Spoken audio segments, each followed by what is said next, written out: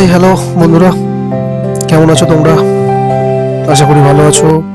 তো আজকের আমি কোনো বইয়ের বা মুভির রিভিউ নিয়ে আসিনি। থাম্বনেল দেখে তোমরা নিশ্চয়ই বুঝতে পেরে গেছো। তো এতক্ষণে তোমরা খবরও পেয়ে গেছো। তো হ্যাঁ বন্ধুরা, বলিউড আজ একটা বিশাল শূন্যতায় দাঁড়িয়ে আছে। আমাদের সবার প্রিয় এক যুগের superstar, he man of Bollywood Dharmendra ji আর আমাদের মাঝে নেই। শুধু একজন অভিনেতা নন, তিনি ছিলেন আমাদের বড়দের মতো পরিবারের একজন মানুষ।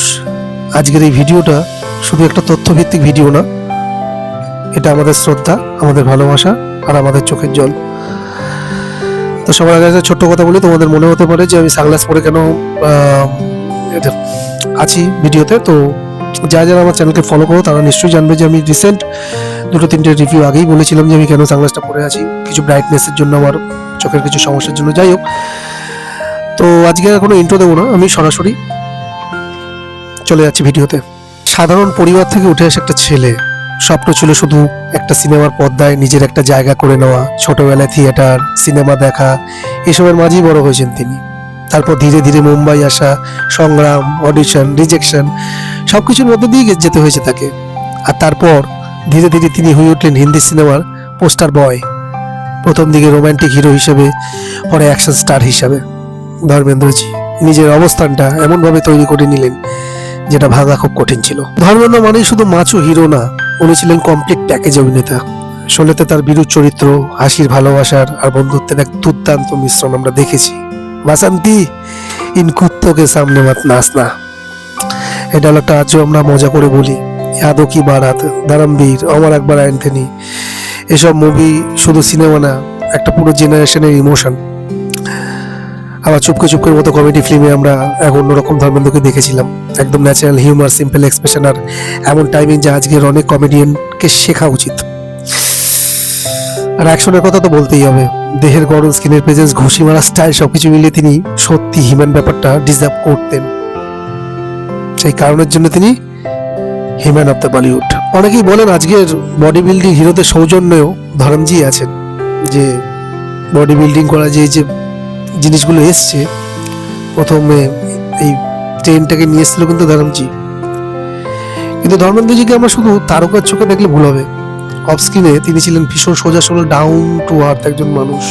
অনেক ইন্টারভিউতে দেখা গেছে কিভাবে তিনি নিজের স্ট্রাগল নিয়ে কথা বলেছেন, কিভাবে জুনিয়রদের উৎসাহ দিয়েছেন, আর নিজের সাকসেসের কৃতিত্ব সবাইকে দিয়ে দেন, শুধু নিজেকে বাদ দিয়ে। তার হাসি মুখ, মজার গল্প আর সেই পাঞ্জাবি টাচ মানুষকে খুব সহজে আপন করে নিতে পারত। দর্শকরা তাকে শুধু স্টার হিসেবে দেখেনি, কেউ বাবার মতো, কেউ মামার মতো, কেউ আবার দাদার মতো অনুভব করেছেন। আজ যখন সোশ্যাল মিডিয়া তার জন্য এত শোক বার্তা আসছে, বোঝা যাচ্ছে একজন মানুষ কতটা ভালোবাসা পেলে এইভাবে সবাই তাকে নিজের লোকের মতো কাঁদিয়ে বিদায় দেয়। একজন অভিনেতা মারা গেলে কিছুদিন কাগজে, কিছুদিন লেখা থাকে, সোশ্যাল মিডিয়া কয়েকদিন পোস্ট হয়, তারপর ধীরে ধীরে মিলিয়ে যায়। কিন্তু কিছু মানুষ আছেন যাদের কাজ, যাদের হাসি কান্না, যাদের সিনেমা কখনো মরবে না। ধর্মেন্দ্রজি ঠিক তেমনই একজন কিংবদন্তি। তিনি না থাকলেও আমাদের টিভি স্ক্রিনে, মোবাইলে, থিয়েটারের পর্দায় বারবার ফিরে আসবেন তার সিনেমা আর তার চরিত্রগুলো নিয়ে। আজ আমরা শুধু একজন অভিনেতাকে হারিয়েছি আমাদের শৈশবের অনেক রবিবারের দুপুর, হারিয়েছি পরিবারের সঙ্গে বসে সিনেমা দেখার অনেক মুহূর্ত, আর হারিয়েছি এক টুকরো nostalgia.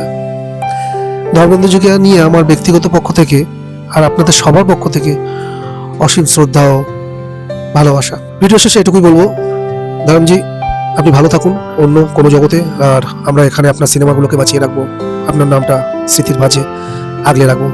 Rest in peace ধর্মেন্দ্রজি, legend never dies.